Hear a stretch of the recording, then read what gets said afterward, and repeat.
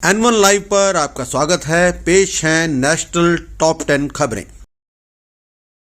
सुखदेव सिंह गोगामेड़ी की हत्या से राजस्थान में तनाव के हालात हैं। जयपुर, जोधपुर, कोटा, बीकानेर, जैसलमेर, चूरू और उदयपुर सहित अन्य जिलों में बाजार बंद हैं। हत्यारों की गिरफ्तारी की मांग को लेकर प्रदर्शन हो रहे हैं। जयपुर में अजमेर हाईवे पर करीब 2 घंटे तक जाम लगा रहा। भाजपा प्रदेश कार्यालय में लोगों की भीड़ ने तोड़फोड़ की। छत्तीसगढ़ विधानसभा चुनाव में बीजेपी को प्रचंड जीत मिली है। छत्तीसगढ़ की 90 विधानसभा सीटों में से भाजपा ने 54 सीटों पर जीत हासिल की है। साल 2018 में 68 सीटें जीतने वाली कांग्रेस महज 35 सीटों पर सिमट कर रह गई है। छत्तीसगढ़ में बीजेपी बिना किसी चेहरे के विधानसभा चुनाव में उतरी थी। ऐसे में सवाल उठता है कि पार्टी का सीएम का चेहरा अब कौन होगा।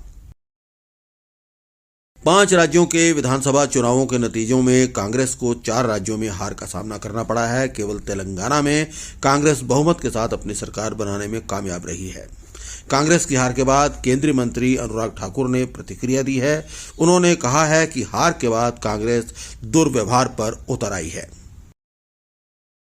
श्री राम जन्मभूमि परिसर में नवनिर्मित राम मंदिर में रामलला की नई मूर्ति की पहली आरती प्रधानमंत्री नरेंद्र मोदी ही उतारेंगे। प्राण प्रतिष्ठा के अनुष्ठान में 150 वैदिक आचार्यों को लगाया जा रहा है। लखनऊ में ठाकुरगंज के रोशन नगर में एक फिजियोथेरेपिस्ट ने अपनी पत्नी को चाकुओं से गोदकर मार डाला। शव सबसे पीछे वाले कमरे में चादर से लपेट कर रख दिया। उसके ऊपर फोल्डिंग चारपाई रख दी। इसके बाद वो भाग निकला। मंगलवार को मृतका के छोटे बेटे ने अपनी नानी को फोन करके मां को न मिलने की बात कही। तब ये सारा मामला सामने आया। जम्मू कश्मीर के रेजिडेंसी रोड स्थित दिल्ली पब्लिक स्कूल में बुधवार को अफरा तफरी का माहौल बन गया जब एक फोन कॉल से स्कूल को बम से उड़ाने की धमकी मिली।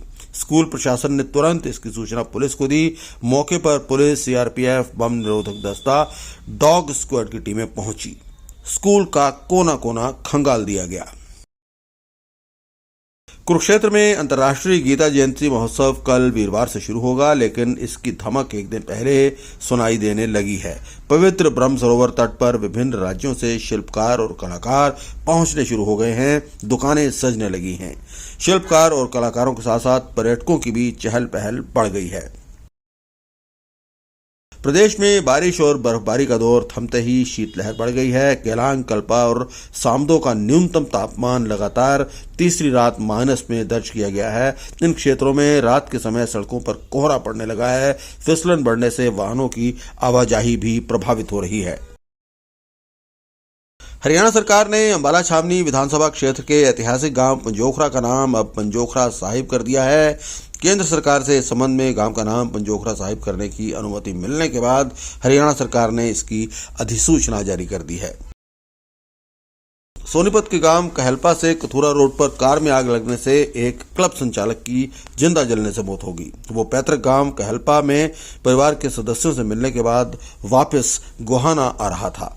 सुबह उसके भतीजे गोहाना की तरफ जाने लगे तो चाचा की कार को जली हालत में देखकर परिजनों को अवगत कराया। इसके बाद पुलिस को बताया गया। कार में सीएनजी की किट लगी हुई थी।